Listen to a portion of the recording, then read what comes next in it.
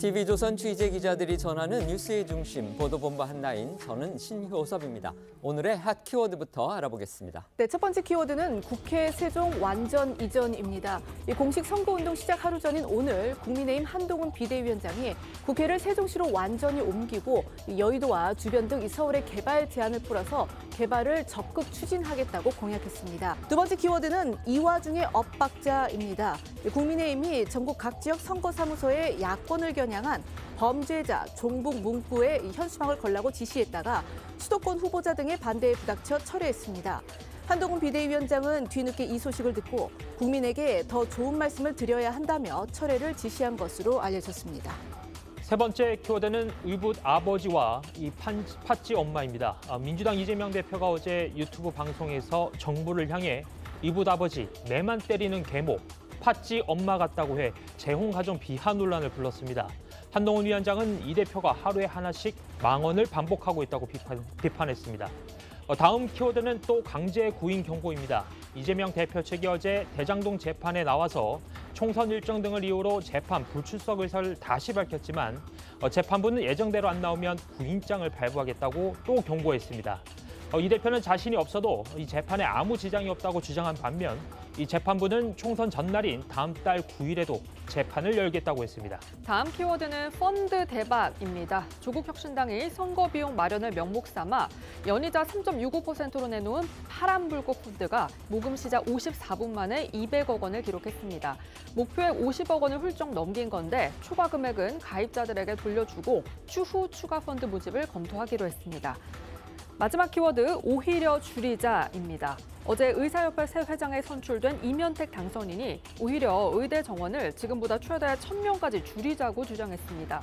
여권 일각에서도 증원 규모를 대화 테이블에 올려야 한다는 목소리가 나오는 반면 대통령실은 오늘도 2,000명은 이미 대학별 배분까지 끝났다고 했습니다.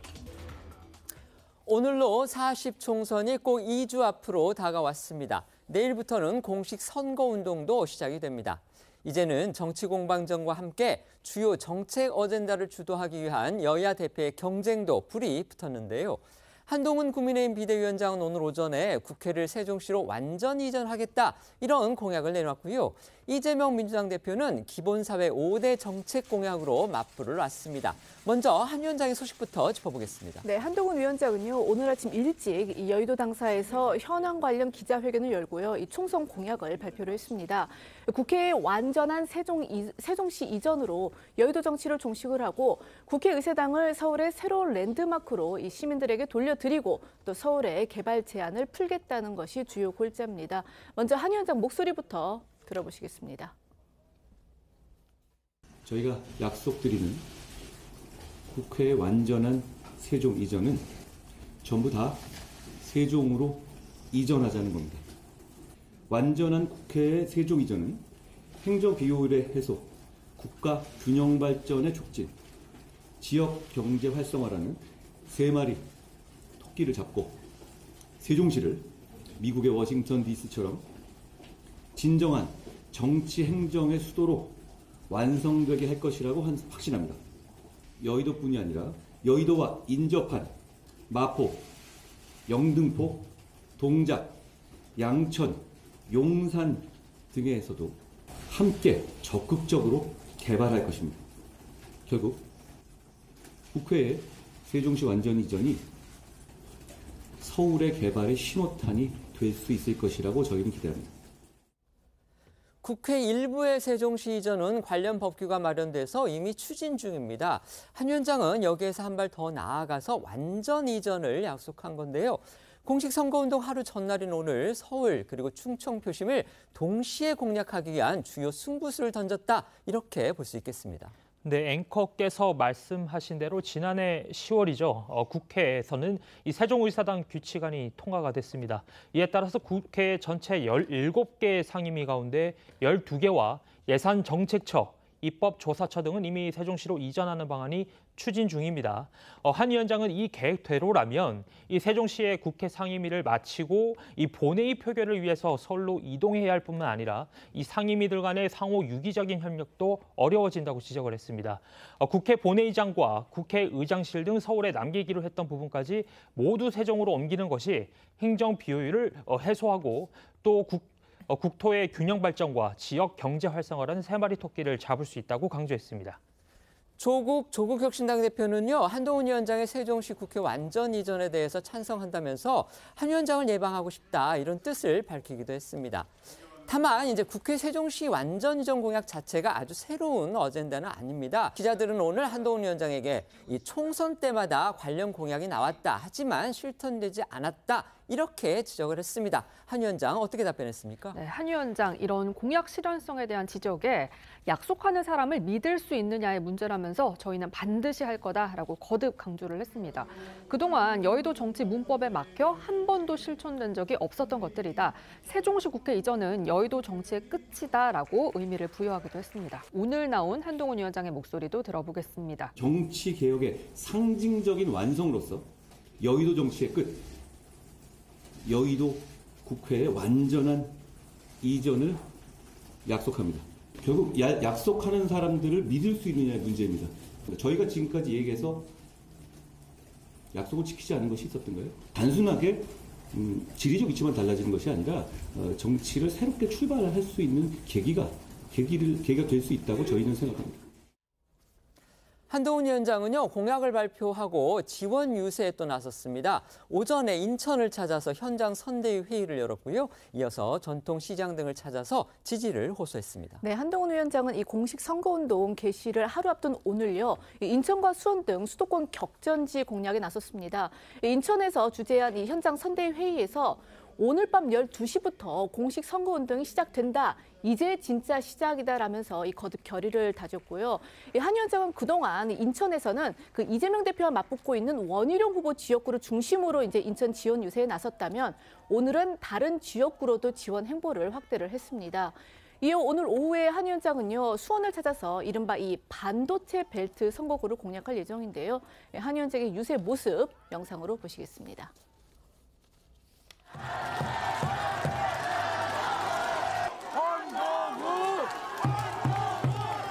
오늘이 마이크를 쓰지 않는 마지막이 될 것 같은데요.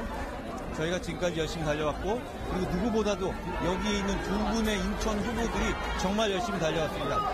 이제부터 저희가 오늘 자정부터 국민 여러분들께 이번 선거를 통해서 우리가 인천에 뭘 해드릴 수 있고 무엇을 할 것인지를 분명히 말씀드리겠습니다. 우리에게 맡겨주십시오. 바꿔주십시오. 한동훈 위원장은 어제는 이 박근혜 전 대통령을 예방한 뒤에 울산과 경남 양산, 부산 사하구를 잇따라 찾았습니다. 특히 2주 만에 다시 찾은 부산에서는요, 이 새로 출발하는 심기일전의 마음으로 모였다 이러면서 지지를 호소했습니다. 한동훈 위원장과 함께 여권 선거를 진두지휘하는 투톱으로 꼽히는 인물이죠. 국민의힘의 비례위성 정당인 국민의 미래의 인요한 선대위원장 역시도 오늘 인천을 찾아서 한 위원장과 동시에 격전지 공략에 나섰습니다. 네, 인요한 위원장은 어제 천안함 14주기를 맞아 인천 백령도를 찾았고요. 천안함 46용사 이 위령탑을 참배하며 안보 행보를 강조했습니다.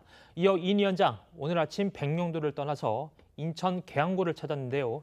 이재명 민주당 대표와 이 원희룡 국민의힘 후보가 맞붙으며 최대 격전지로 꼽히고 있는 계양을 지역구가 포함된 곳입니다. 물론 공직선거법상 인 위원장이 원희룡 후보 지원 유세를 나설 수는 없지만 인 위원장 역시 여권 지지를 호소하면서 간접 지원에 나섰습니다. 어제 백령도를 찾은 인요한 위원장의 모습도 영상으로 보시겠습니다.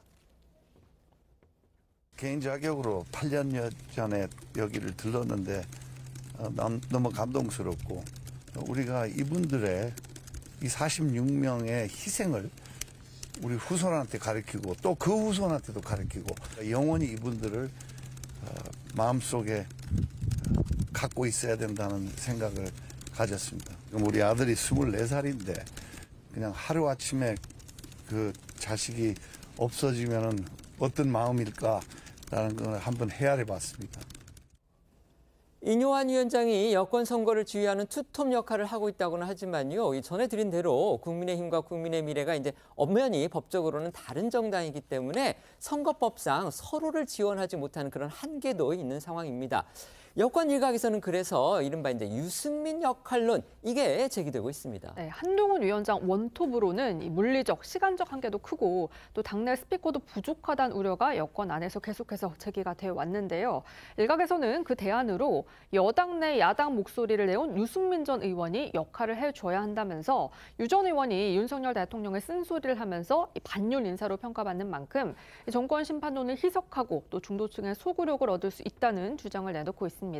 하지만 여권 주류를 중심으로는요, 유 전 의원이 대통령실과 갈등을 초래할 수도 있고 또 전통적 지지층에서 거부감도 큰 만큼 보수 결집에는 악영향을 미칠 거라면서 반대하는 목소리도 나오는 등 당내 의견 분분한 상황입니다. 관련해 한동훈 위원장은요, 이 유승민 역할론에 대해서 특별히 생각해 본 적이 없다라고 선을 그었고요.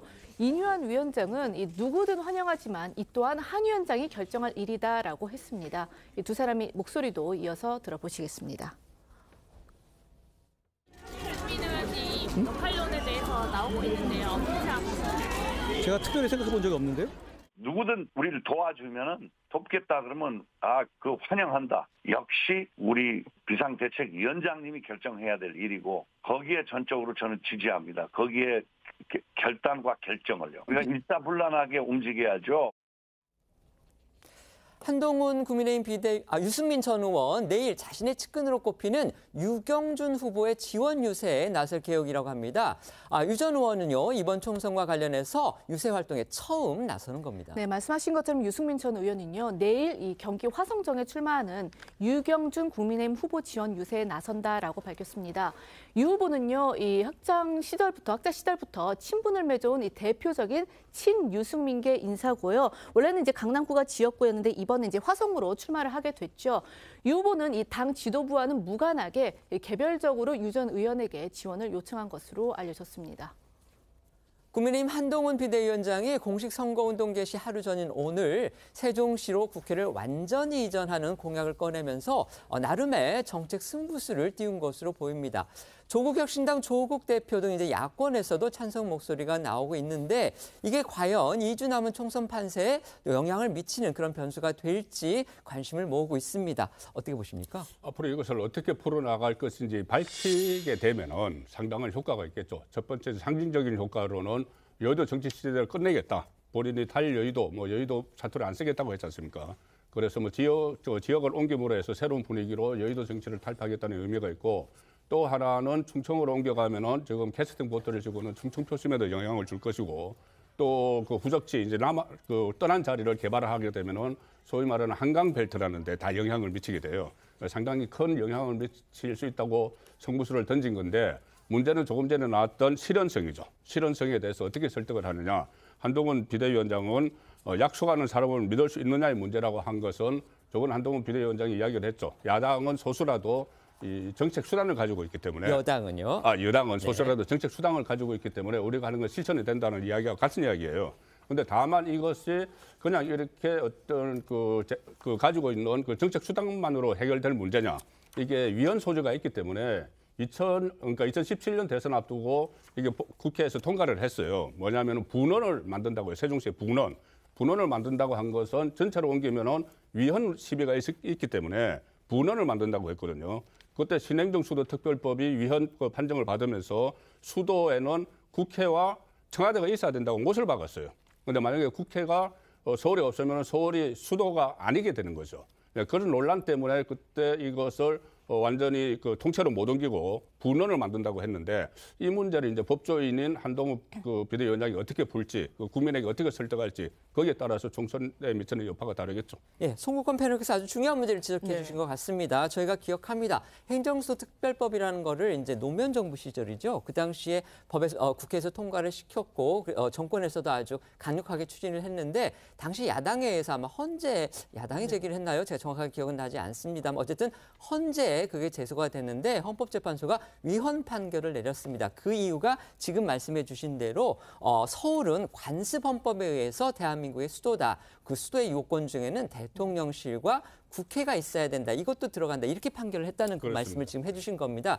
그렇다면 이 한동훈 비대위원장의 약속처럼 국회가 완전히 세종시로 내려갔을 경우에 과연 그렇다면 그 관습헌법 판결하고 어긋나는 건 아니냐 이런 문제가 발생할 소지가 있다는 겁니다. 법률가시니까 그런 부분까지 함께 감안해서 논평해 주시죠. 네, 왜냐하면 헌재에서 그 당시에요. 수도라는 건 국가 권력의 핵심적 사항을 수행하는 국가기관들이 집중적으로 소재한 곳이라고 정의를 내립니다. 그리고 관습적으로 우리나라에서는 대한민국에서는 수도가 이제 서울이라는 거에 대해서는 이론의 여지가 없다는 취지로 했는데 그 가장 큰 두 축 중에 하나의 국회를 완전 세종으로 이전하게 된다. 그러면 서울이 관습헌법이라는 이 헌재의 결정과는 상당히 좀 괴리되는 부분이 있기 때문에 이게 단순한 법률의 개정만으로 가능할 것인가 아니면 관습헌법이라는 건 사실상 명문상 있는 것도 아니지 않습니까? 그럼 그 부분을 관습이라는 걸 어떻게 또 고쳐나갈 것인가 이게 법리적으로 상당히 좀 어려운 그런 난제에 놓인 부분이 있는 것 같고요. 이게 대단히 좀 정치 공학적인 전 측면이 있다고 생각합니다. 옮기면은 충청권이 좀 좋아하지 않을까. 그리고 서울도 개발 호재가 있다라고 하지 않을까. 대단히 어떻게 보면 땜질식이에요. 그리고 지금 우리를 믿어달라. 믿을 만한 사람은 할 수 있다라고 하는데 이건 최소한 법률 개정 사항입니다. 민주당과의 협조가 있어야 되는데 지금 대통령은 야당 대표 한 번도 만나지 않고 민주당을 심판하겠다고 하면서 이 부분을 어떻게 그럼 협치로 끌어나가겠다는 것인지도 사실상 공백이어서 좀 빌공짜 공약이 되지 않을까 싶습니다. 네. 총선을 꼭 2주 앞두고 지금 정치권에서 핫한 이슈 중에 하나는요. 바로 의대 증원을 둘러싼 의정 갈등입니다. 여당 내에서도요. 대화를 위해서 이 정부가 확정한 2,000명 증원 규모 이걸 재조정할 필요가 있다. 이런 목소리까지 나오고 있는데요. 오늘 기자회견을 가진 한동훈 위원장도 재논의 가능성 다시 한번 시사했습니다. 네, 한동훈 위원장은요. 오늘 기자회견에서 이 의대 증원과 관련해 국민도 과감한 의료개혁을 원하고 있다고 생각을 한다면서 이 정책 방향에 동의한다고 말했습니다. 다만 대화를 통해서 좋은 결론을 내야 한다면서 그 과정에서 어떤 의제는 전혀 생각할 수 없는 것으로 배제를 한다면은 건설적인 대화가 진행하기 어렵다라고 밝혔는데요. 그러면서 이 중재나 필요한 역할을 하겠다라고 덧붙였습니다. 그러니까 재논의 가능성을 열어둔 건데요. 목소리 직접 들어보시겠습니다. 저는 국민들께서 의대 정원의 큰 증가를 포함한 과감한 의료개혁을 강하게 원하고 계시다고 생각합니다. 그렇기 때문에 그 정책 방향에 동의합니다. 다만 지금 현 시점에서의 국민들이 걱정이나 국민들의 건강 이 부분도 당연히 이 문제가 국민의 건강을 생각해서 출발한 정책이기 때문에 충분히 고려하면서 진행되어야 합니다. 그렇기 때문에 대화가 필요한 것이고 대화를 통해서 좋은 결론을 내야 한다는 말씀을 드린 겁니다. 중재라든가 필요한 역할을 하겠다는 말씀도 드렸고요. 의대 증원 규모 역시 논의 대상이 될 수 있다. 이 점을 시사하면서 중재 가능성 다시 한번 열어둔 것으로 보이는데요. 관련해서 여권에서 의사의 입장 그리고 정치인의 입장을 다 할 수 있는 사람 바로 현직 세브란스 병원 의사인 인요한 국민의미래 선대위원장입니다. 그런 인요한 위원장이 한동훈 위원장을 향해서 본인보다 더 컨트롤 타워다 이렇게 언급을 해서 또 눈길을 끌었습니다. 네, 인요한 위원장은 오늘 한 라디오 방송에서 의정 갈등과 관련해 본인은 오히려 의사이기 때문에 이 직접적인 의견을 밝히기는 힘들다라고 말을 했습니다. 그러면서 한 위원장을 컨트롤 타워라고 말을 했는데요. 또 한 위원장이 지난 24일 서울 신촌 세브란스 병원에서 이 전국 의대 교수들과 간담회를 가진 점을 언급하면서 그 자체가 긍정적인 신호라고 평가했습니다. 그러면서 한 위원장과 조용하게 안방에서 여러 대화를 나누고 있다고 밝혔습니다. 네, 또 인 위원장은요. 오늘 기자들과 만나서도 비슷한 취지의 발언을 내놨는데요. 특히 한 위원장이 의대 증원과 관련해서 의제 제한을 두지 않겠다고 한 입장과 관련해서 동의하느냐라는 질문을 받곤 혼자서 동의하고 혼자서 일한다고 되는 일은 아니고 상대와 이야기가 돼야 한다면서 당과 대통령실의 대화가 시작된다는 얘기로 긍정적 신호로 본다라고 평가했습니다. 영상으로 보겠습니다. 한동훈 위원장이 오늘 의제 제한을 두지 않겠다라고 이렇게 얘기를 하셨는데 거기에 대해서 혹시 좀 동의를 하시나요? 우리 위원장님이 굉장히 발 빠르고 머리 좋고 굉장히 신실합니다. 잘 해결하리라고. 우리의 컨트롤 타워는 한 위원장입니다. 우리 비상대책위원장이니까 당대표고 거기에 맞춰서 저는 잘 지지를 해야 됩니다. 동의한다는 의미로 받아들이면 될까요? 뭐 혼자서 일한다고 뭐 되는 일은 아니죠. 상대하고도 뭐 얘기가 돼야 되고 뭐 당 대통령실 다 대화가 시작된다는 얘기죠. 긍정적인 신호입니다. 한동훈 위원장은 요 며칠 잇따라서 의대 증원 2,000명 규모 이것도 논의 대상이 될 수 있다. 이 부분을 시사했습니다. 하지만요, 이 정책 결정 권한을 가진 대통령실은 오늘도 2,000명은 이미 확정된 숫자 이 점을 강조했습니다. 뭔가 당정 간에 이제 전략적으로 역할을 분담한 건지는 저희가 모르겠습니다. 하지만 겉으로 보면 양측의 생각의 차이가 있어 보이는 겁니다. 네, 일단 윤석열 대통령은 어제 국무회의에서 이 의료계에 협상 테이블에 나서라고 촉구를 하면서도 정부의 의대 정원 2,000명 증원 방침은 되돌릴 수 없다라는 점을 시사를 했습니다. 그러면서 이 의대 증원 규모가 대학별로 확정이 됨으로써 의료 개혁을 위한 최소한의 필요 조건이 만들어졌다면서 의대 증원은 의료 개혁의 출발점이다라고 밝혔습니다. 또 오늘 이 대통령실 관계자 역시요, 의대 증원 2,000명의 이 재검토 목소리와 관련해서 이미 이 대학별 배정이 완료가 됐다, 2,000명 숫자는 바꾸기 힘들다라는 점을 강조를 했습니다. 의사협회의 새 지도부 구성도 이 의정 대치 흐름의 주요 변수다. 이런 부분 저희가 지난 방송에서 말씀을 드렸는데요. 어제 예상대로 이 강경파가 신임 의협회장에 당선이 됐습니다. 그분의 일성이요, 의대 정원을 오히려 지금보다 줄이자는 것이었습니다. 그러면서 대화의 전제 조건으로 대통령의 사과, 또 복지부 장차관의 파면, 정부로서는 정말 수용할 수 없는 그런 부분을 또 내세웠습니다. 네, 개원이 중심 단체죠. 의협의 신임 회장에 강경파로 꼽히는 임현택 대한소아청소년과 의사 회장이 어제 당선이 됐습니다. 임 당선인은 당선 직후부터 정부의 초강경 대응을 예고했는데요. 의대 증원 백지화라는 기존 의료계 입장에서 한 발 더 나아가서 오히려 의대 정원 감축과 이 윤 대통령의 사과 등을 주장했습니다. 네, 이렇게 임현택 후보가 당선되면서 의대 증원 정책에 대한 의협의 대정부 투쟁 수위 높아질 거다라는 관측이 나오는데요. 동네 병원의 집단 파업 또는 진료 시간 단축 같은 사태가 벌어지진 않을지 걱정하는 시각도 있습니다. 관련해서 오늘 대통령실 관계자는 신임 의협 회장에 전제 조건 없이 대화에 나서주길 간곡히 부탁한다고 밝혔습니다.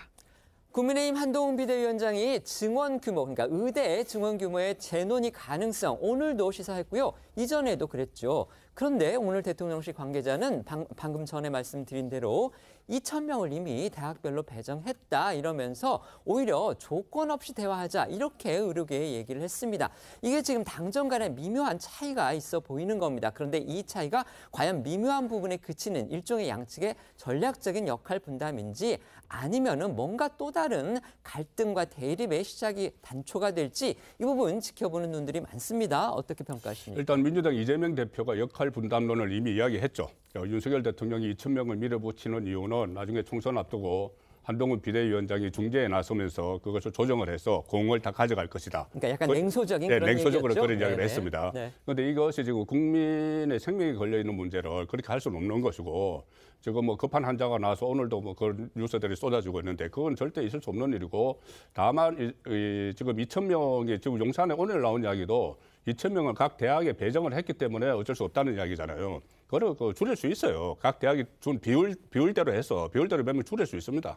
그런데 이것을 지금 뭐 그전에 또 노동 문제나 이런 데 대해서 강경한 입장을 취해서 이게 실천을 했기 때문에 지금 이것도 강경하게 나오는데 지금은 좀 정치력을 발휘할 때라고 봅니다. 왜냐하면 한동훈 비대위원장과 이미 1차, 2차 갈등이 있었지 않습니까? 그런데 이것을 놓고 또 3차 갈등까지 벌이면은 이 총선에도 상당히 안 좋은 영향을 미치게 되는 것이고 여권 입장에서 그래서 이것은 저는 윤석열 대통령이 좀 정치력을 발휘를 할 필요가 있다. 왜냐하면은 지금 제가 봐도 문제로 풀 수 있는 유일한 것은 이 정원을 약간 조정하는 문제, 아니면 좀 연장하는 문제 이거밖에 없거든요. 그러니까 저는 정치력을 발휘해야 된다고 봅니다. 저희가 이제 갈등이라고 표현을 하고 있지만요, 갈등이 현실화한 건 아니고 어디까지나 갈등이 발생할 소지가 있다라고 저희가 표현하고 있다는 점도 말씀을 드리겠습니다. 네. 네, 의대 이슈를 총선 14일 동안 계속 끌고 가게 되면 이거는 여권에 너무 악재가 될 겁니다. 하나의 출로는 사실 증원을 조절하는 걸 텐데요.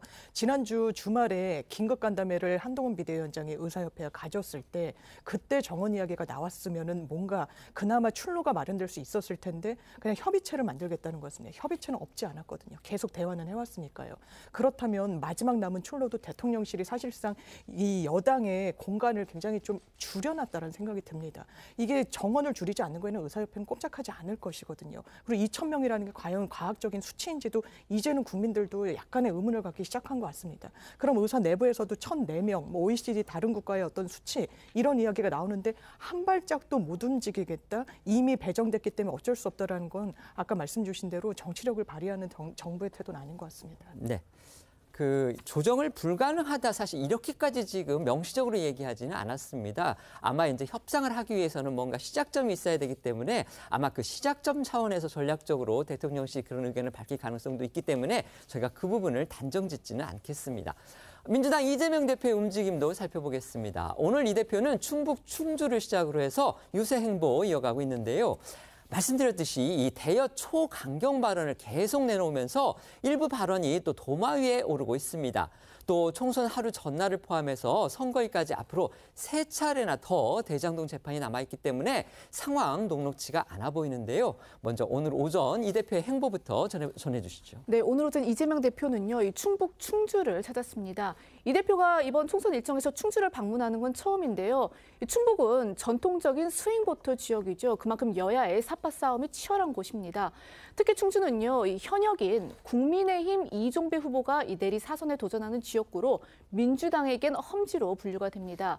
이 대표는 오늘 이 충주 유세에서도 정부를 비판하며 이 정권 심판론을 거듭 강조를 했습니다. 또 8세부터 17세까지 자녀 1인당 20만 원을 지급하는 등 이 국민 삶의 기본을 보장하는 사회를 만들겠다라는 그런 구상이 담긴 기본사회 5대 정책을 총선 공약으로 제시를 했거든요. 오늘 이 대표의 유세 현장 모습 보시겠습니다.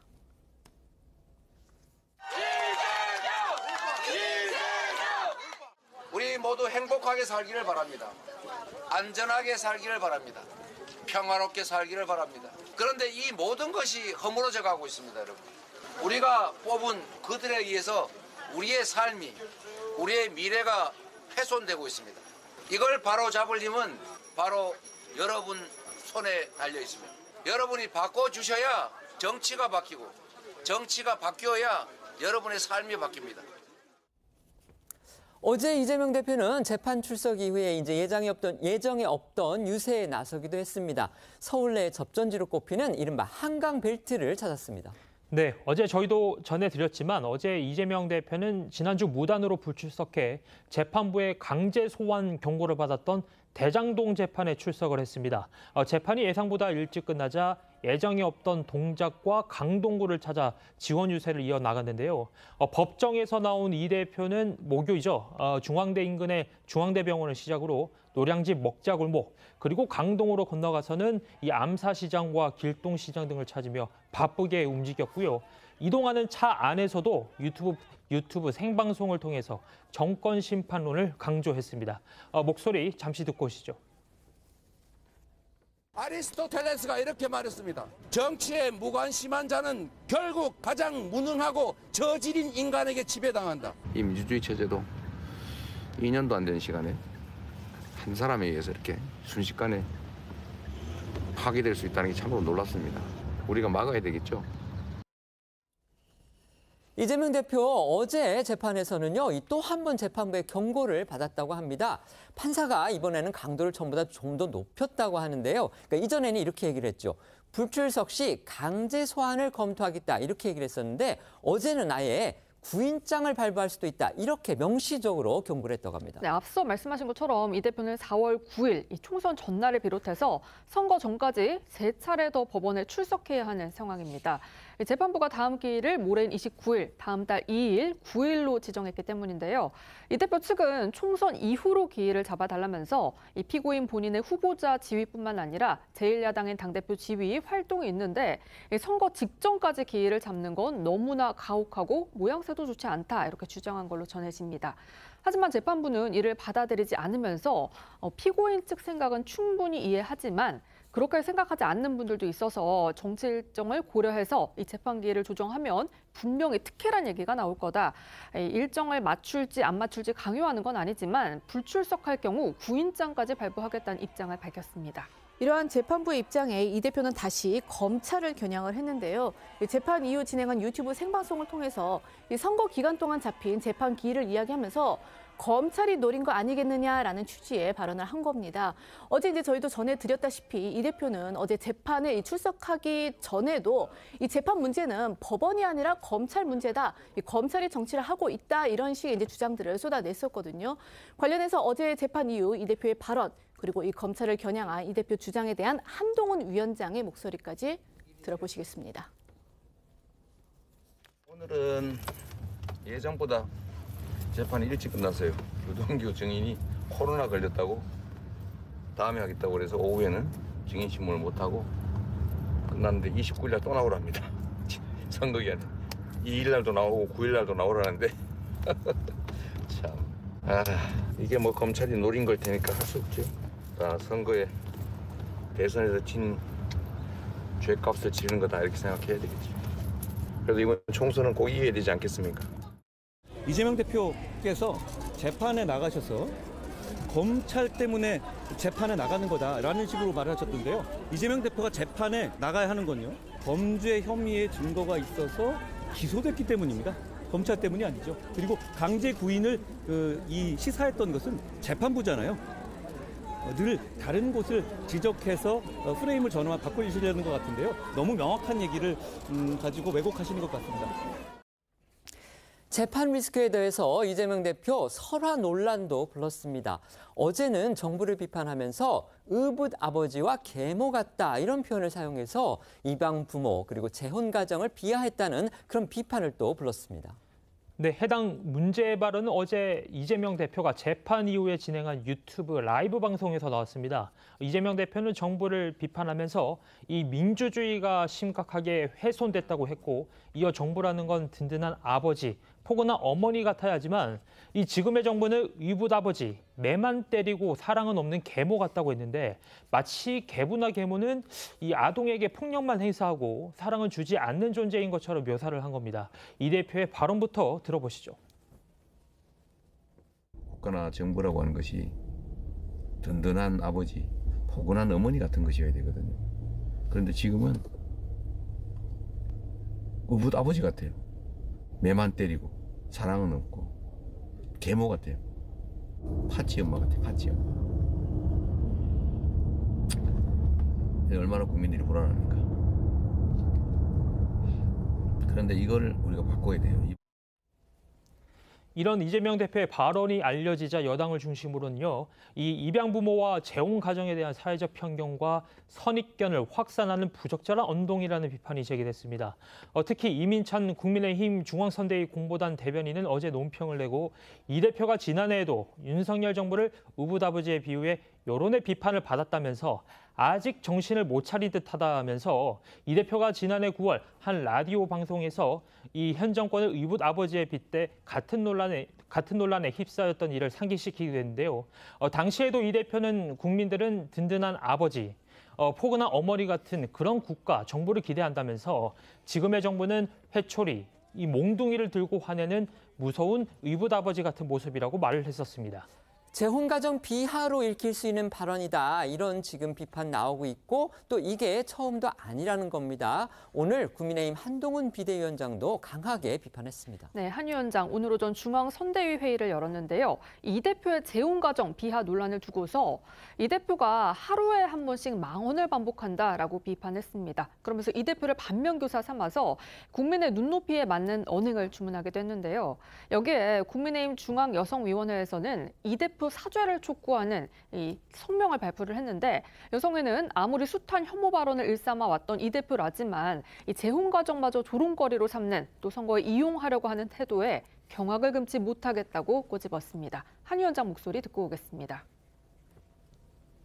하루에 하나씩 정말 망언을 반복하고 있는데요. 이건 대한민국의 재혼 가정이라든가 이런 많은 분들에게 정말 마음의 상처를 주는 얘기입니다. 언제적 얘기입니까? 콩쥐 팥쥐 때 생각을 가지고 국민을 가르치려 들고 국민을 혼란스럽게 하고 있습니다. 정말 이래서는 안 된다고 생각합니다. 유세 현장에서의 이 대표 발언 논란은 정치권 일각에선 이것도 일종의 리스크다 이런 지적까지 지금 나오고 있습니다. 일단 이 최근 논란이 된 것만 꼽아봐도 이 경기 북부 유세 중에 했던 이 강원소도 전락 이 발언이 여전히 강원 정치권에선 논란이 되고 있고요. 또 이 포천 유세 중에 기본소득에 대해서 이야기를 하다가 시민들을 향해서 기본소득 주는 연천으로 이사를 가라고 했던 그 발언도 국민의힘 포천 가평 김용태 후보의 반발을 크게 사고 있는 상황입니다. 관련해 민주당 지도부 관계자는요, 이재명 대표 발언으로 인해서 크게 한번 역풍이 불지 않을까 하는 걱정을 지울 수 없다고 말한 것으로 동아일보가 보도했습니다. 이 대표 유세 내용 가운데서 이 외교 국익과 관련해 논란을 불러일으킨 이른바 쉐쉐 발언도 있습니다. 어제는요, 이 발언을 중국 관영 언론들이 크게 부각시켰다는 기사들이 쏟아져 나왔는데요. 중국이 이 대표 띄우기를 통해서 대중 강경 노선을 고수하고 있는 윤석열 정부를 간접 견제하고 나선 거 아니냐 이런 해석까지 나오고 있습니다. 네, 관영 매체죠. 황구15 등 중국 언론들이 지난 25일과 26일 연이틀에 걸쳐서 이재명 대표의 이 쉐쉐 발언을 집중 조명했습니다. 아시는 것처럼 쉐쉐는 감사하다는 중국말입니다. 이 대표는 지난 22일 선거 유세에서 이 정부의 외교 정책을 강하게 비판하면서 언급을 했고요. 여권에서는 중국의 굴종적인 언행이라는 비판이 나왔는데 우선 이재명 대표의 발언부터 다시 들어보시죠. 가장 크게 망가뜨린 게 뭐냐? 외교입니다. 우리나라 최대 흑자국가, 수출국가 중국이 지금은 최대 수입국가가 돼버렸어요. 중국 사람들이 한국 싫다고 한국 물건을 사질 않습니다. 왜 중국을 집적거려요? 그냥 쎄쎄. 대만에도 쎄쎄. 이러면 되지. 뭐 자꾸 여기저기 집적거리고 무슨 양안 문제 우리가 왜 개입합니까? 중국과 대만 국내 문제가 어떻게든 우리가 뭔 상관 있어요? 아시다시피 중국 매체들은요, 중국 정부 그리고 공산당의 통제 아래에 놓여 있다는데 이론이 없습니다. 이 보도가 나온 시기만 해도 이 대표의 발언이 나오고 나서 며칠 지나고 나왔죠. 그래서 일부 언론은 그동안에 뭔가 중국 정부와 공산당의 입장이 정리되고 난 다음에 그걸 받아서 중국 매체들이 일제히 보도를 한 게 아니냐, 지금 이런 기자의 해석까지 제가 봤는데요. 이처럼 이 중국 언론들이 이 대표의 발언을 집중 조명하게 된 데는 결국 중국 정부의 의도가 개입됐을 것이고 과연 또 그것은 무엇이냐, 여기에 초점이 모아질 수밖에 없습니다. 자, 그렇다면 중국 매체 보도의 구체적인 내용은 뭔지 그것부터 소개해 주시죠. 일단 그 중국 매체들의 제목을 좀 읽어드리면요. 이재명이 윤의 대중국 이 외교 정책 비난했다. 이재명, 이 대만 문제와 한국이 무슨 상관이 있느냐고 지적 등의 이제 제목으로 이 대표의 발언을 보도를 했는데요. 특히 이 대표적 관영 매체인 황구15는요. 한국 최대 야당 대표가 윤석열 정부의 이 대중국 외교를 강도 높게 비난을 하면서 왜 중국을 도발하는지, 대만 문제와 한국이 무슨 상관이 있는지 의문을 제기했다면서 이 윤석열 정권이 집권한 이후에 미국과 서방 국가에 치우쳐 있다는 평가를 받아왔다. 중국에 관해서도 부적절한 발언을 해왔다라고 덧붙였습니다. 그리고 또 하나 주목할 점은요. 이 중국 매체들이 이 대표의 이 집적거린다, 그러니까 중국에 집적거린다 이 표현에 대해서 중국어 자오러라고 이제 번역을 했다는데 이 자오러라는 건요. 약자가 강자의 심기를 불편하게 했을 때 주로 쓰이는 것으로 알려졌습니다. 중국 언론과 SNS상 여론은요. 지난해부터 이재명 대표에게 우호적 태도를 보이고 있는 걸로 전해집니다. 이를 두고는 윤석열 정부 들어서 중국과 관계가 소원해진 가운데 현 정권의 각을 세우는 이 대표에게 힘을 실어주는 거란 해석도 나오는데요. 지난 1월에도 중국 중앙TV 등 관영 언론들 이 대표 피습 소식을 속보 등으로 비중 있게 다룬 바 있습니다. 패널들께 질문 드리기 전에요. 아까 제가 이재명 대표가 충주에서 기본사회 5대 정책이라는 공약을 발표했다 이렇게 말씀을 드렸는데 그 내용을 제가 소개하지 않았습니다. 잠깐 짧게 말씀을 드리면요. 이제 출생 기본소득이라고 해서 현재 8살까지 지급되는 아동수당을 8살부터 17살 끝날 때까지 자녀 한 명당 월 20만 원씩 주겠다 이렇게 공약을 했습니다. 또 기본주택제도라는 것과 관련해서 신혼부부 출발 지원으로 월세 임대주택을 확대하겠다 이렇게 지금 발표를 했고요. 그다음에 대학 무상교육으로 교육의 기본권을 보장하겠다. 그래서 국립대 전문대는 전액 무상이고요. 4년제 사립대는 반값 등록금을 실현하겠다. 이렇게 얘기를 했습니다. 아까 저희가 이재명 대표의 일종의 재판 리스크, 그다음에 발언 리스크 말씀을 드렸는데 이재명 대표 아까 유튜브 발언에서 이런 얘기했죠. 재판부가 이제 다시 안 나오면 구인장까지 낼 수 있다 이렇게 경고를 했다고 말씀드렸는데 이재명 대표가 관련해서 유튜브 방송에서 이런 얘기를 했습니다. 이게 뭐 검찰이 노린 걸 테니까 할 수 없죠. 그러면서 다 선거에 대선에서 진 죄값을 치르는 거다 이렇게 생각해야겠죠. 이렇게 말을 했습니다. 그리고 앞서서 재판부가 어제 재판에서 이렇게 얘기를 또 했다고 합니다. 이재명 대표 측이 선거 이후로 미뤄달라 이렇게 얘기를 하니까 재판기를 정치 일정을 고려해서 조정을 하면 분명히 특혜란 이야기가 나올 거다 이렇게 얘기를 했다고 합니다.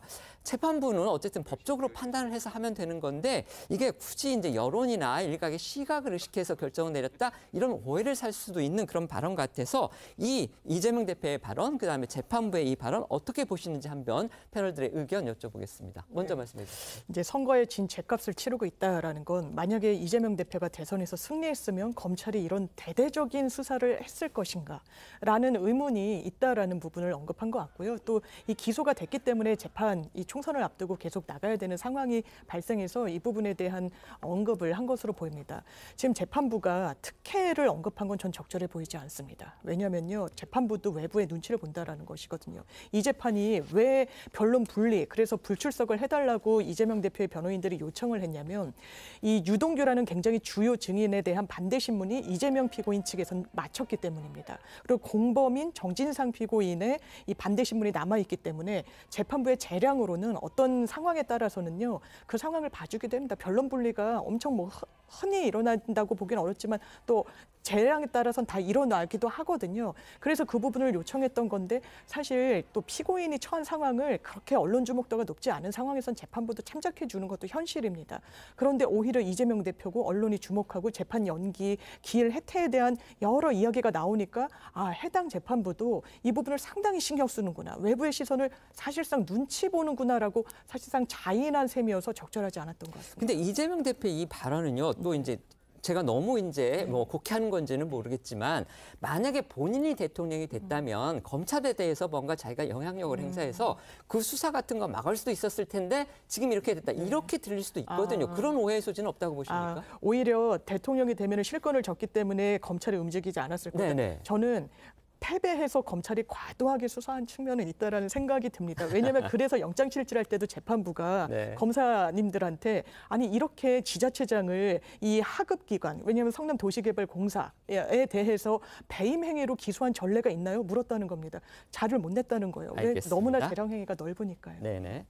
이재명 대표가 본인의 재판까지 적은 검찰 때문이라고 이렇게 이야기하는 것은 선거에 진 탓이라고 이야기하는 것은 지금 윤석열 정부에 대해서 검사공화국이라고 하면서 그 정권 심판론과 연결돼 있죠. 선거 전략으로 연결돼 있는데 그렇다면은 이 본인에 대한 뭐 압수수색 영장도 많이 들어왔고 그다음에 그 측근들이 수많은 사람이 결국 법원의 판결까지 다 받았지 않습니까? 네. 유죄 판결까지 다 받았기 때문에 이것을 1심이긴 합니다. 네, 1심이긴 합니다만 다 받고 있기 때문에 이것을 이 검찰 때문에 내가 선거에 져서 검찰이 나에게 이렇게 칼을 들이댄다고 하는 것은 저는 이제 법원이라는 문제가 있기 때문에 맞지 않다고 보고 그리고 만약에 선거에 이겼더라도 이게 잠깐 쉬어갈 수는 있을지라도 나중에 또 결국 문제가 되는 문제들이에요. 그래서 원래 원죄는 이제 어디 가는 게 아니라는 그 생각을 하게 되는 것이고 또 재판부가 특혜 의혹이 있을까 봐 불허를 한다. 이것은 재판부 스스로 여론 재판을 하고 있다는 것을 저는 어느 정도 시사를 했다고 봐요. 왜냐하면 특히 이 재판부가 대장동 재판부가 그전에 사건 병합하는 과정에서도 이재명 대표에 대한 입장을 많이 반영을 했다는 지적이 있었거든요. 그리고 또 정진상 씨와 공범인데 법원에서 뭐 같이 이렇게 친세 접촉을 하도록 했다. 이 재판부예요. 그때 여론에서 많은 비판이 있었습니다. 재판부에 대해서. 그러니 이번에도 여론을 의식을 해서 이것을 불허를 한다는 거니까 결국은 재판이 법과 원칙에 따라서 해야 되는데 법관의 양심에 따라서 해야 되는데 여론의 눈치를 보고 있다는 걸 스스로 인정을 한 셈이죠. 이 재판부는 이번에 바뀌지 않았습니까? 법관 인사에 따라서? 예, 2월 달에 법관 인사가 통상적으로 있는데 바뀌지 않은 것으로 알고 있긴 합니다. 알겠습니다. 이제 공식 선거운동이 시작이 됩니다. 여야 후보자들의 부실 검증 둘러싼 논란은 하지만 여전히 잦아들지를 않고 있습니다. 민주당에서는요, 앞서 세종갑 후보였던 이 민변 출신 이영선 변호사가 갭투기 의혹으로 공천이 취소되면서 후보를 내지 못하는 정말 보기 드문 일까지 벌어졌었는데 이번에는 또 다른 민변 출신 후보죠. 인천 서구 의뢰 공천된 이용우 후보가 변호사 시절에 사건을 수임하고서 지켜야 할 절차를 제대로 지키지를 않아서 지금 징계를 받을 위기에 처했다고 합니다. 네, 말씀하신 것처럼 이용우 후보는요, 지난 2월 민주당 이 총선 영입 인재로 입당을 해서 인천 서구 의뢰 전략 공천을 받은 인사입니다. 변호사 출신이죠. 민변 노동위원회 출신이자 노동인권단체 그리고 직장갑질 119 창립 멤버로도 잘 알려져 있어서 민주당에서는 노동 전문가로 소개를 해왔습니다. 그런데 최근 이 서울 변호사회가 이 후보가 변호사로 활동을 하면서 본인이 사건을 수임하면서 해야 할 절차를 제대로 지키지 않았다라는 그런 진정을 접수를 하고 조사에 착수를 했다라는 건데 그럼 뭘 지키지 않았느냐? 이 문제가 된 거는요.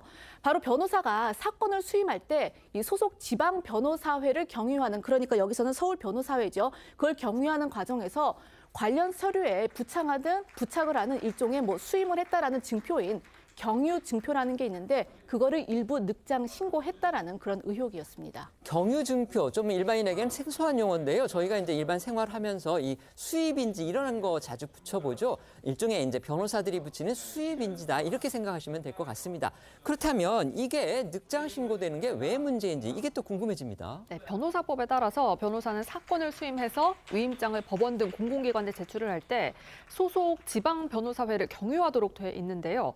이때 관련 서류에 부착하는 일종의 증표가 바로 경유 증표입니다. 경유 증표 발행 기록을 해당 변호사가 일주일 안에 이 소속 지방 변호사회 전산에 자진 신고를 하면 지방 변호사회 협회는 매년 1월에 국세청에 제출해서 과세 자료로 활용을 하고 있는데요. 이게 늑장 신고되거나 누락될 경우 세금 탈루로 의심받을 수도 있는 겁니다. 그런데 저희 TV조선 단독 보도에 따르면 이 후보는 지난 2일 인천 서구 의뢰 공천이 확정된 직후인 지난 8일부터 사건 500여 건을 등록 시스템에 한꺼번에 입력해서 관련 의혹이 불거진 걸로 전해졌습니다. 그래서 일각에서는 이제 이번 일을 탈세와 연관지어서 또 파장을 주목하고 있다는 건데요. 자, 이용우 후보 측의 입장은 또 뭡니까? 이용우 후보 측은 저희 TV조선 취재진에게 변호사 여럿이 공동 수임하게 되면 이 대표자 이름 한 명으로 경유 증표를 신고하는 게 관행이었으며 이번에 출마하면서 이 후보의 이름으로 해놓는 것도 좋겠다라고 판단을 해서 한 번에 입력하게 된 것이라고 설명을 했습니다. 그러면서 수임 신고 자체가 누락된 것은 아니며 매년 1월 수임 신고는 다 마쳤다고 강조를 했습니다.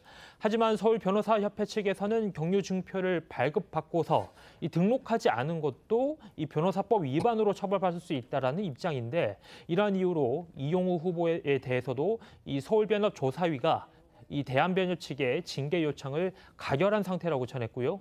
대한변호사협회 관계자도 이 서울변협 조사위에서 징계 사안이라고 판단한 것은 맞다며 이 절차가 대한변협 징계위원회로 넘어간 사안이라고 밝혔습니다. 국민의힘 측에서는 관련 의혹을 문제를 삼으면서요. 이용우 후보의 사퇴까지 요구하고 나섰습니다. 네, 국민의힘 정광재 중앙선대위 대변인은요. 논평을 통해 이용우 후보 의혹과 관련해 대한변협이 이 징계 절차에 착수했다 이 부분을 지적을 하면서 후보를 사퇴하라라고 목소리를 높였습니다. 인천권역 선대위원장인 윤상현 의원도요. 민주당의 영입 인재라던 인천 서구을 이용우 후보가 이 변호사법 위반 의혹으로 큰 파장이 일고 있다면서 이용우 후보는 사회적 약자의 인권을 옹호한 변호사가 아니다라고 지적했습니다. 조국 혁신당에서도 논란이 불거졌습니다. 비례 순번 6번을 받았는데요. 현재 조국 혁신당의 그 기세를 본다면 당선 안정권이라고 볼 수도 있는데 이 김준영 후보의 아들의 국적이 문제가 됐습니다. 네, 조선일보 보도에 따르면 김준영 후보는 이 선관위에 제출한 장남 병역 사항에 2015년 3월 30일 국적 이탈이라고 기재를 한 걸로 전해졌는데요. 김준영 후보의 장남이 지금 24살인데 15살 때 한국 국적을 포기하고 미국 국적을 택했다는 겁니다. 일단 국회의원 출마자 자녀 국적이 한국이 아니라는 점도 논란거리지만요. 그간 김준영 후보가 학계에서 펼쳐온 행보와도 상반된 모습이라서 의아하다는 반응이 나오고 있는 건데요.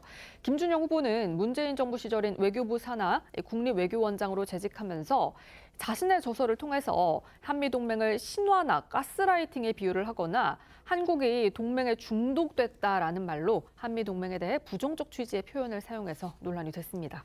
결국 이제 한미 동맹, 그러니까 미국과의 관계에 대해서 부정적인 취지의 주장을 해왔는데 그러고서 정작 본인의 자녀는 미국 국적자라는 사실이 드러났기 때문에 지금 논란이 되고 있는 겁니다. 자, 김 후보 본인 뭐라고 해명하고 있습니까?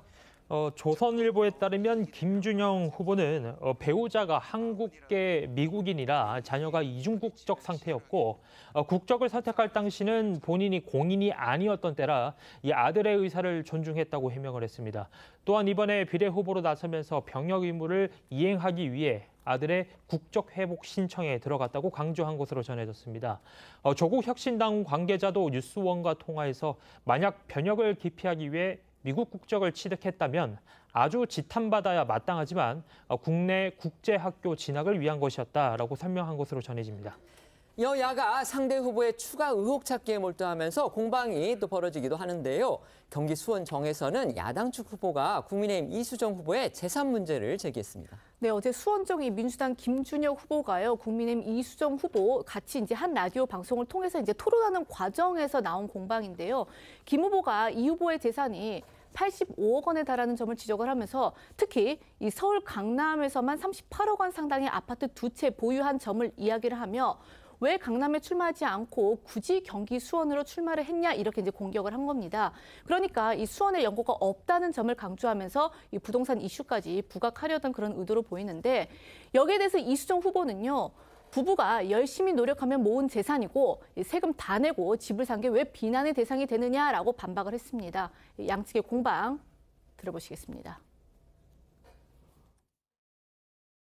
제 배우자와 저는 전문직에서 정말 성실하게 25년 이상, 배우자는 거의 한 30년 정도를 근무했습니다. 전주 이씨 종손이라 조상으로부터 물려받은 재산도 많이 있습니다. 갖고 계신 자산을 보면 전형적인 강남 부자 모습이다. 이렇게 서울에 부동산 많이 갖고 계신 분이라면 강남에 출마를 하지 왜 수원에 출마를 하신 거냐. 부르주아라고 비판을 받을 수는 있습니다. 막시즘에 기반을 둔 정치 세력은 재산을 많이 가진 걸 비난을 할 수 있죠. 그런데 저희 재산을 좀 더 자세히 읽어보시면 강남에도 있지만 대전에도 있습니다. 그러면 저는 대전에 출마를 해야 합니까? 정치권 밖에서 이번 총선에 출마한 후보들의 자질을 질타한 목소리도 나왔습니다. 어제가 천안함 피격 14주기였죠. 희생용사 유가족이 야당 정치인 5명의 실명을 콕 집어 거론하면서 사죄를 요구했습니다. 네, 그 천안함 피격 사건 유가족들이 거론한 정치인 5명 모두 민주당 소속으로 이번 총선에서 지역구에 출마하는 후보들이었는데요. 앞서 이들이 천안함 폭침을 부정하거나 이 정부 발표 결과에 의문을 제기하며 내놨던 발언들을 지적을 하며 사죄를 요구한 겁니다. 천안함 유가족 측 주장 들어보시죠. 천안함 폭침의 북한 소행 의혹 제기, 생존장병들에 대한 비방과 폄훼가 계속되어 왔습니다. 그들의 말 한마디 한마디가 자식을 잃은 천안함 부모들과 유자녀들의 아픈 가슴에 다시 한번 비수를 꽂고 망원자, 조한계, 박선원, 노종면, 권칠성, 장경태는 국민을 대표하는 국회의원이 되기 이전 천안함 유가족과 국민 앞에 진심 어린 사과를 하길 바랍니다. 네, 유족 측이 언급한 이 5명 후보의 과거 천안함 관련 발언들을 살펴보면요. 충남 서산 태안의 공천을 받은 이 조한규 후보, 지난 2010년 SNS를 통해서 일본 어뢰에 아무런 의문을 제기하지 않는 언론의 집단적 담합은 무엇이냐면서 천안함 폭침이 북한의 도발이 아니란 취지의 주장을 했었고요. 인천 부평 을에 출마하는 국정원 1차장 출신 박선원 후보는요. 2010년 이명박 정부를 향해서 어뢰 피습이라는 결론에 맞춰 물증을 찾고 있다는 취지의 주장을 펼쳤다가 당시 김태형 국방장관으로부터 허위사실 유포 혐의로 고소당하기도 했습니다. 그리고 언론인 출신인 인천 부평갑 노종면 후보는요. 지난 2014년 한 인터뷰에서 천안함 폭침이라고 쓰는 모든 언론은 가짜다라고 했습니다. 그리고 이제 가장 최근에 논란이 된 건 이 경기 화성병에 출마하는 권칠승 후보와 이 서울 동대문을 이 장경태 후보인데요. 먼저 권칠승 후보는 당 대변인으로 활동하던 지난해 6월이죠. 이 천안함 자폭수를 주장한 이래견 다른백년 이사장이 이 민주당 혁신위원장으로 이제 지명된 것을 두고 최원일 전 천안함 한장이 이제 비판을 하니까 거기에 대해서 무슨 낯짝으로 그런 이야기를 하느냐. 부하들 다 죽이고 어이가 없다라는 막말을 쏟아내서 논란이 된 바 있고요. 장경태 후보는 이대경 이사장과 권칠승 후보를 옹호하는 과정에서 최전 함정을 향해 군인이라면 경계 실패와 침략당한 책임도 있다라고 주장한 바 있습니다. 당시 논란됐던 장경태 후보의 발언과 권칠승 후보의 사과 발언 이어서 들어보시겠습니다.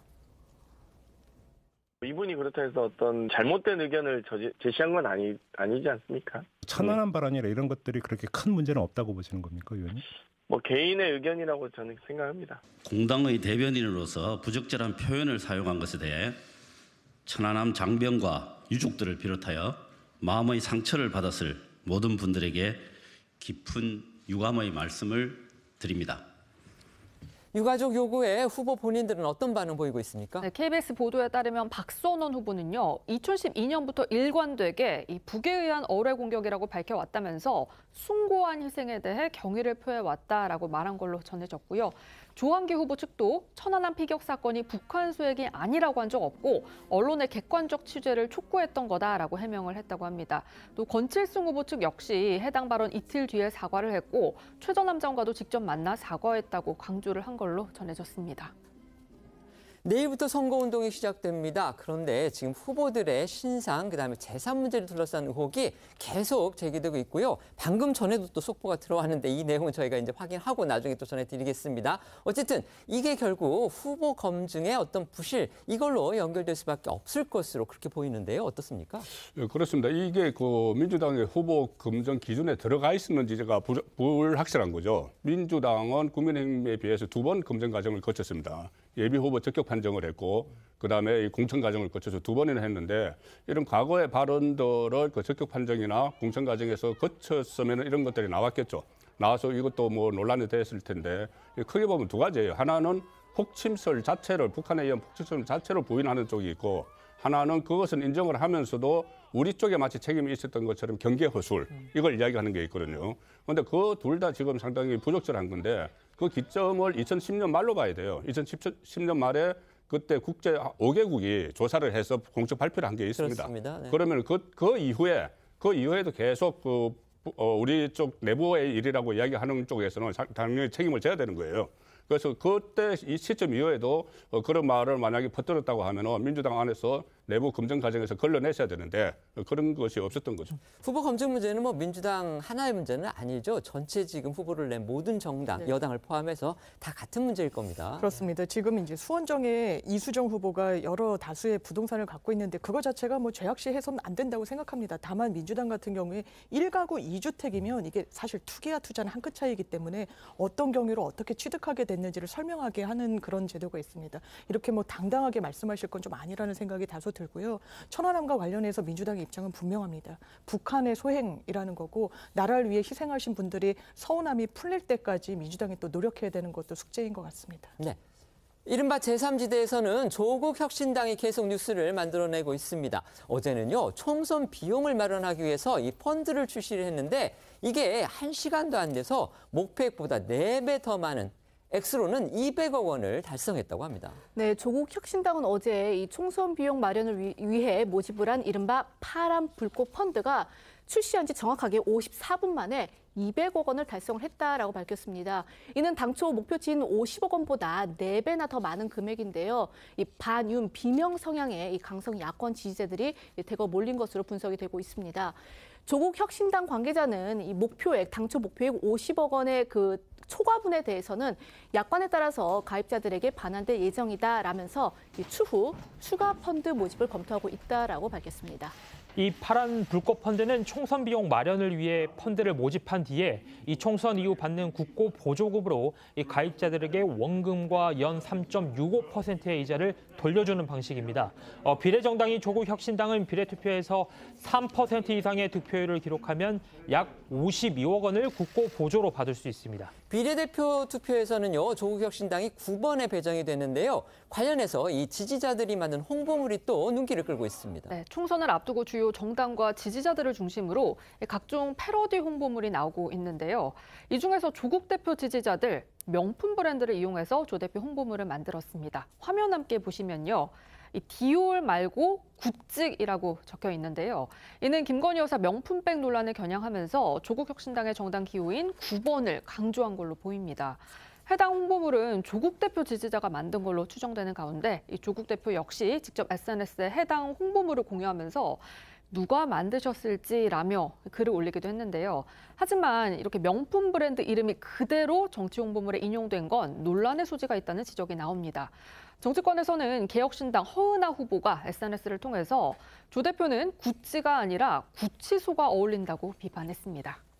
새로운 미래 소식도 짚어보겠습니다. 세종시 갑 선거구에 출마한 새로운 미래의 김종민 후보가 민주당 당원들, 그러니까 자신의 당원들이 아닙니다. 다른 당의 당원들을 향해서 사과 메시지를 내놨다고 해서 또 눈길을 끕니다. 이 지역은 민주당이 후보 등록 마감 후에 공천을 철회한 곳이죠. 맞습니다. 세종 갑은요, 이 민주당이 갭투기 의혹을 들어서 이영선 후보의 공천을 철회하면서 국민의힘 류재화 후보와 새로운 미래 김종민 후보가 양자 대결을 벌이고 있습니다.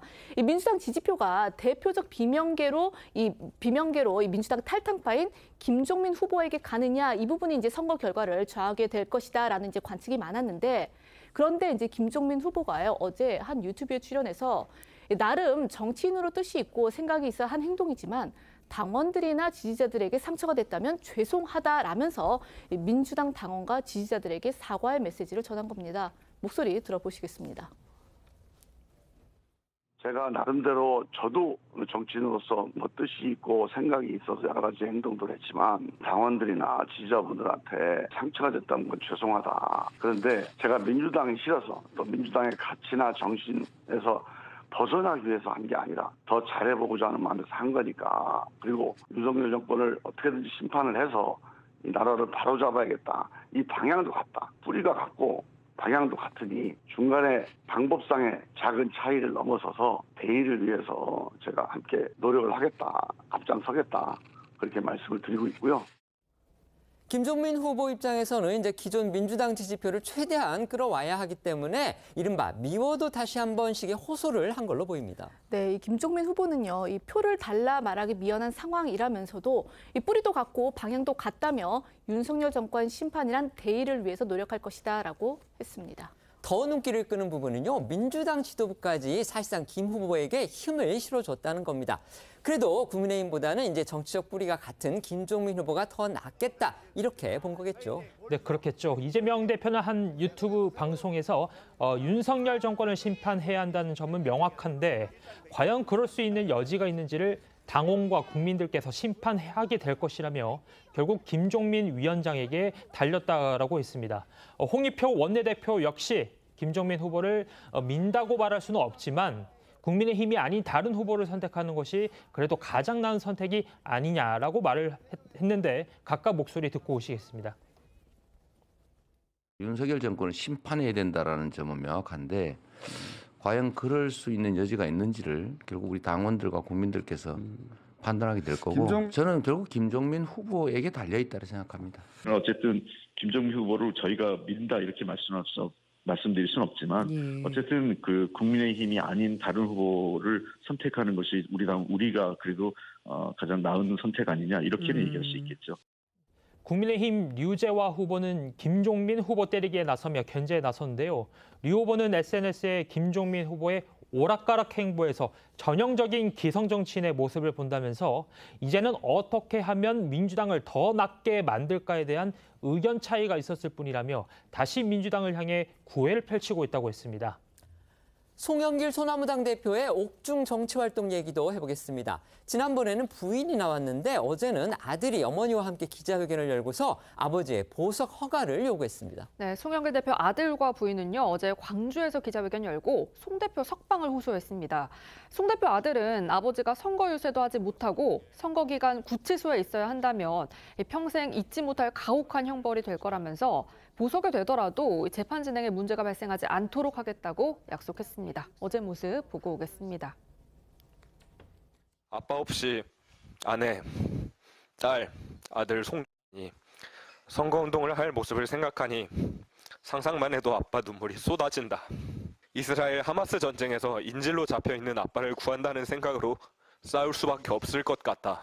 선거 유세 한번 하지 못하고 선거가 끝날 때까지 구치소에서 무력하게 있어야 한다면 평생 잊지 못할 가혹한 형벌이 될 것입니다. 네, 오늘 아침 남편이 육성으로 광주 시민 여러분들께 드리는 메시지를 제게 보내왔습니다.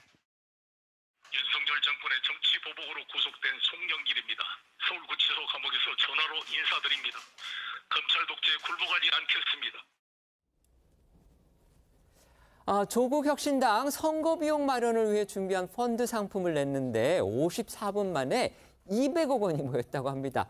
참 우리나라의 현금 부자는 이렇게 많으신가 이런 생각도 들기도 하고 또 다른 한편으로 정말 조국 혁신당의 기세가 만만치 않다 이런 생각도 듭니다. 같은 야당에 계신 입장에서 어떻게 보셨습니까? 파죽지세죠. 그리고 이 정도 되면요. 이게 강성 지지층이 움직이는 거 아니라고 봐야 될 것 같습니다. 중도층이 그 슬로건에 호응하는 거라고 봐요. 이를테면 검찰 조기 종식 이런 부분 민주당이 아주 명쾌하게 이야기하기는 사실 어렵습니다. 근데 조국 혁신당은 할 수 있고 조국이라는 정치는 좀 입에 담기 비교적 가벼운 부분이 있죠.